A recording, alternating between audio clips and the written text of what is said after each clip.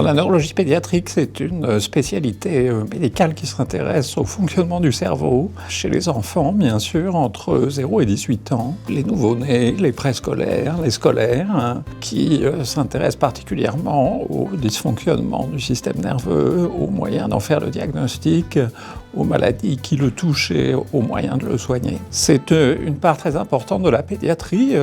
Toutes les mesures de prévention qui ont été mises en place pour réduire ou vaincre certaines pathologies pédiatriques ont extrêmement bien fonctionné, mais le domaine de la neuropédiatrie reste très vaste. Donc parmi les sous-spécialités pédiatriques, c'est un domaine qui est extrêmement important, actif, passionnant, en pleine évolution. C'est ma spécialité depuis 35 ans.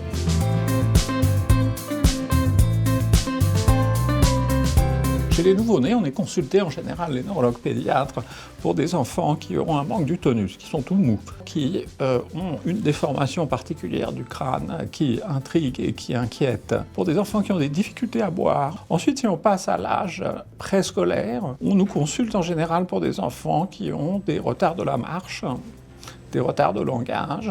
Et si on passe finalement à l'âge scolaire, on tombe dans des symptômes qui sont souvent des pertes de fonction soudaines sensitivo-motrices cérébrales, perte de sensibilité, paralysie. Et les causes de ces maladies-là rejoignent un petit peu ce qu'on voit chez l'adulte, mais souvent avec des mécanismes différents.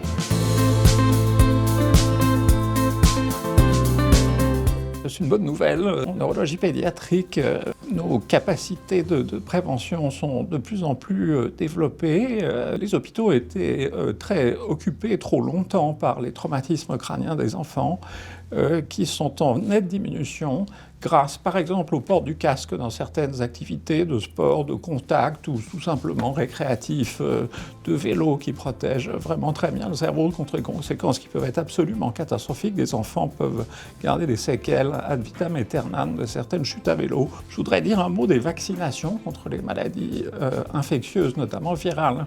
Quand j'ai commencé mes études de médecine dans les années 80, les hôpitaux pédiatriques étaient à la moitié ou aux 2/3 remplis de patients qui souffraient de complications, notamment neurologiques, et qui maintenant ont été quasiment éradiqués pour certains virus grâce aux vaccinations. Si on prend des pathologies plus bénignes et très fréquentes comme la migraine, certains facteurs alimentaires peuvent être déclencheurs de la migraine. Évidemment, essayer d'en diminuer la consommation ou de les retirer, ce qui peut parfois être extrêmement bénéfique. Certains conservateurs qui sont aussi utilisés dans des plats qui sont tout préparés, notamment le glutamate, peuvent être un très inducteur de migraine et sont assez facilement soustractibles de la diète des enfants.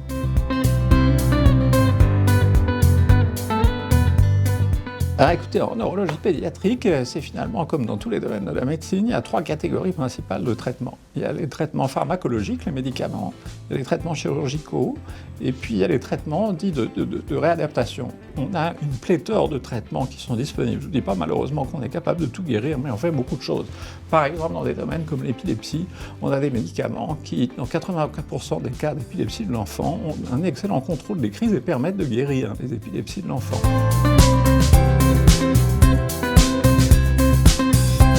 Sur les gestes à ne pas faire, il y en a un que je voudrais pointer, c'est ne pas secouer les jeunes enfants. Dans des activités de jeu, des parents peuvent faire l'avion, lancer dans un but ludique, sans mauvaise intention, l'enfant dans les airs et le réceptionner. Les petits enfants de moins d'1 an ont une tête qui est très lourde relativement au reste de leur corps et ont des muscles du cou qui sont encore relativement faibles, et ce type de mouvement entraîne un mouvement de fléau d'avant en arrière de la tête qui crée un déplacement du cerveau qui est très mou à cet âge, à l'intérieur de la boîte crânienne qui, elle, est très dure, et ce mouvement du cerveau à l'intérieur de la boîte crânienne peut créer des hémorragies cérébrales.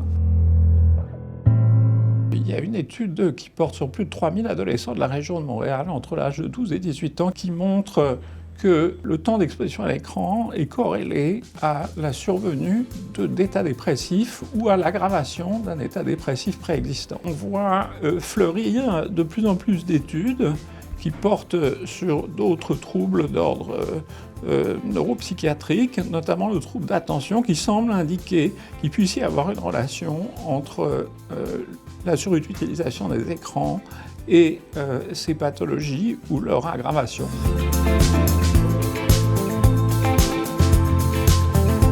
Ce qui se passe, c'est que les troubles d'attention sont mieux reconnus maintenant. C'est une véritable maladie, maintenant tout le monde en est convaincu, et 3% de la population en souffre, pas seulement les enfants, mais aussi les adultes.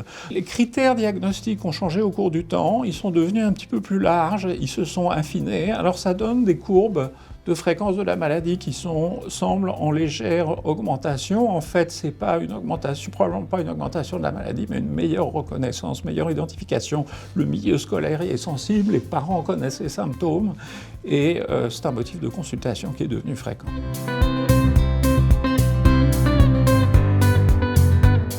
En ce qui me concerne, surtout chez les petits-enfants, je suis attaché à ce qu'ils soient très à l'aise et que j'ai le meilleur contact direct avec eux, même si l'information indirecte par les parents est bien sûr très importante.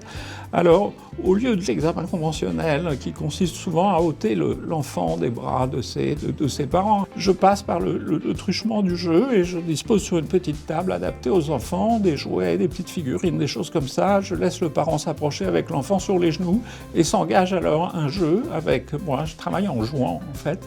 On manipule ensemble ces objets, on organise des petits scénarios, on déplace et le dialogue s'instaure. Je peux analyser le langage, je peux analyser les mouvements.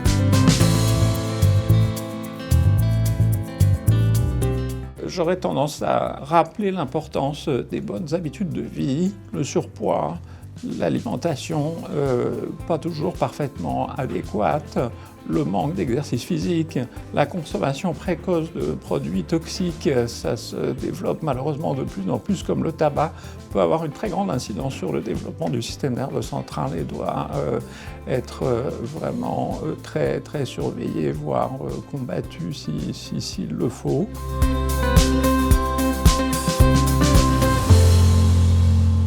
En première ligne, il y a une inquiétude, un ressenti de l'entourage de l'enfant ou de l'enfant par rapport à une situation qui pourrait correspondre à un trouble neurologique. La première étape consiste à consulter son médecin généraliste ou son pédiatre afin de vérifier que la plainte ou l'inquiétude est réellement de nature neurologique.